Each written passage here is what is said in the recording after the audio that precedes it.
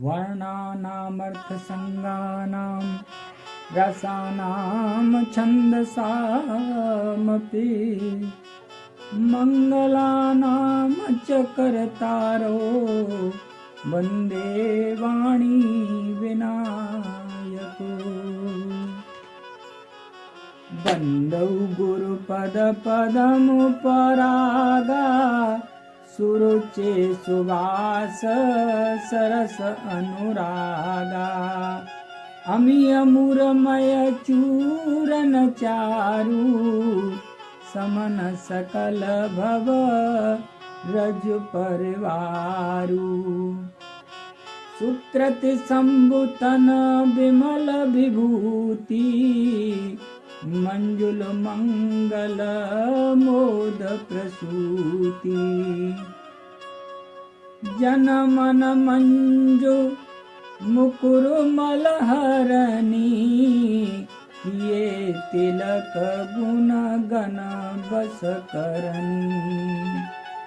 मैं उन गुरु महाराज के चरण कमलों की रज की वंदना करता हूँ जो सुरुचि सुंदर स्वाद सुगंध तथा अनुराग रूपी रस से पूर्ण है।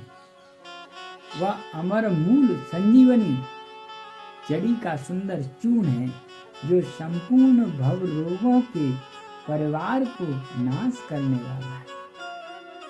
वह रज सुकृति पुण्यवान पुरुष रूपी शिव जी के शरीर पर सुशोभित निर्मल विभूति है और सुंदर कल्याण और आनंद की जननी है।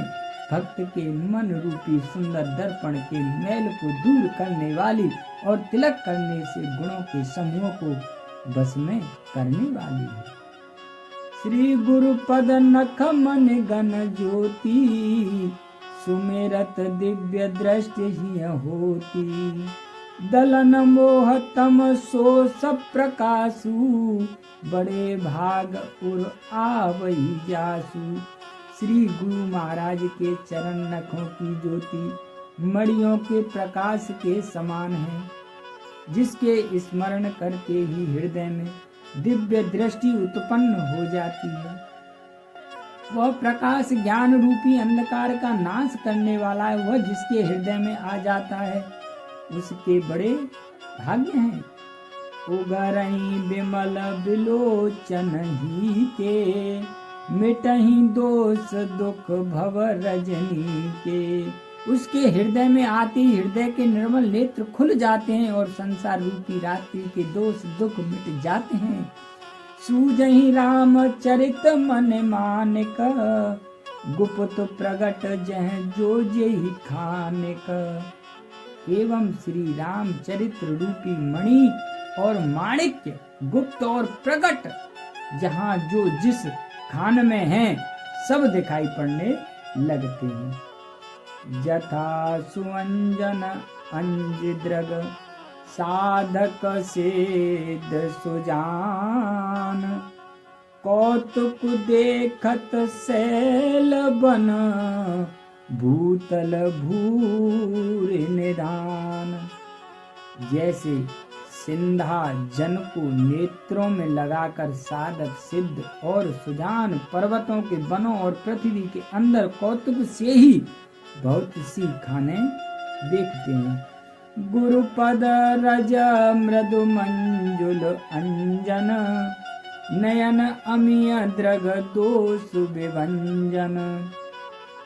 यही करे विमल विवेक विलोचन बरनहु राम चरित भव मोचन। और श्री गुरु महाराज के चरणों की रज कोमल और सुंदर नयनामृत अंजन है जो नेत्रों के दोषों का नाश करने वाला है। उस अंजन से विवेक रूपी नेत्रों को निर्मल करके मैं संसार रूपी बंधन से छुड़ाने वाले श्री राम चरित्र का वर्णन करता हूँ। बंदौ प्रथम मही सुर चरना मोह जनित संशय सब हरना। और सुजन समाज सकल गुण खानी करहूं प्रणाम सप्रेम सुवानी। पहले पृथ्वी के देवता ब्राह्मणों के चरणों की वंदना करता हूँ, जो अज्ञान से उत्पन्न सब संदेह को हरने वाले हैं। फिर सब गुणों की खान संत समाज को प्रेम सहित सुंदर वाणी से प्रणाम करता हूँ। और साधु चरित शुभ चरित कपासु, नीरस विशद गुणमय फल जासु। जो सही दुख पर छिद्र दुरावा, वंदनीय जेहि जग जस पावा। और संतों का चरित्र कपास के चरित्र जीवन के समान शुभ है, जिसका फल नीरस विशद और गुणमय होता है। कपास की टोड़ी नीरस होती है, संत चरित्र में भी विषयासक्ति नहीं है, इससे वह भी नीरस है। कपास उज्जवल होता है, संत का हृदय भी अज्ञान और पाप रूपी अंधकार से रहित होता है, इसलिए वह विशद है। और कपास में गुण तंतु होते हैं।